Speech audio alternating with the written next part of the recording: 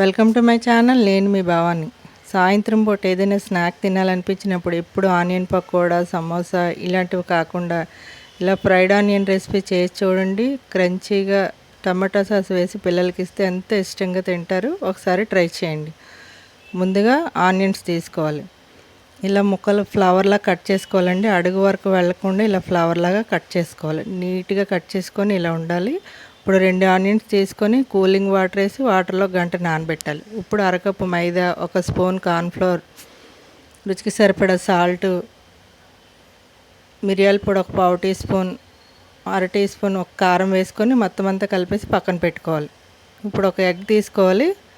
Egg break చేసి వేసుకోవాలి. ఇప్పుడు చిన్న గ్లాస్తో కాచి చల్లారబెట్టుకుని పాలు తీసుకొని కొద్దిగా వేసుకోవాలి. ఇప్పుడు వేసి మొత్తం అంతా కలిపేలాగా కలుపుకోవాలి. కలిపేసి ఇప్పుడు పక్కన పెట్టుకొని ఆనియన్స్ అనేవి గంట నానబెట్టడం వల్ల ఇలా ఫ్లవర్ లాగా వస్తాయండి. చూసారా, ఇలా ఫ్లవర్ లాగా వచ్చినవి కొద్దిగా వాటర్ అంతా బ్రేక్ చేసేసి ముందుగా పిండి కలిపి పెట్టుకున్నాం కదా, ఆ పిండిలో డిప్ చేసుకోవాలి. లేయర్లోకి వెళ్ళేలాగా వేసుకోవాలండి. జాగ్రత్తగా వేసుకోవాలి, లేదంటే లేయర్స్ ఊడిపోతాయి అన్నమాట.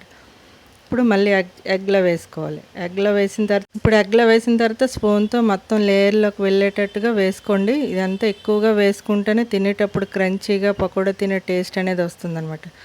ఇప్పుడు మొత్తం అంతా వేసేసి మళ్ళీ దీనిలోంచి తీసేసి మళ్ళీ పిండి వేసుకోవాలి. అలాగే 2 సార్లు చేసుకోవాలండి. ఇంకా క్రంచీగా కావాలంటే ఇదే ప్రాసెస్ ఇంకోసారి చేసుకోవచ్చు. మొత్తం పిండి అంతా దులిపేసి ఇప్పుడు అంతా పక్కన పెట్టుకోవాలి. 2 రెడీ చేసి పెట్టేసాను. ఇప్పుడు డీప్ ఫ్రైకి సరిపడా ఆయిల్ పెట్టుకొని ఆయిల్ వేడయ్యాక మీడియం ఫ్లేమ్లో పెట్టి వేయించుకోవాలి. మరి ఆయిల్లో పెట్టేశారనుకోండి క్రంచీగా రాదనమాట. బేగా రంగు అనేది వచ్చేస్తుంది. కొద్దిగా ఆయిల్ అనేది ఇలా పైనుంచి వేసుకోవాలి. ఇప్పుడు మీడియంలోనే వేగుతూ ఉండాలండి. ఇప్పుడు మళ్ళీ ఇది అంతా వేగిన తర్వాత అప్పుడు తిరగవేసుకోవాలి. తిరిగేసి వేయడం వల్ల ఇంకా లేయర్లు అనేవి చక్కగా విచ్చుకున్నట్టు వస్తాయి. ఎప్పుడు ఒకే రకం స్నాక్ కాకుండా ఇలా డిఫరెంట్గా చేసి పెట్టండి. ఇంట్లో అందరికీ నచ్చుతుంది. ఇప్పుడు చూసారా, మంచిగా 2 వైపులా వేగిపోయింది. మంచి కలర్ అనేది వచ్చేసింది. మీకు దగ్గరగా చేసి చూపిస్తున్నాను చూడండి.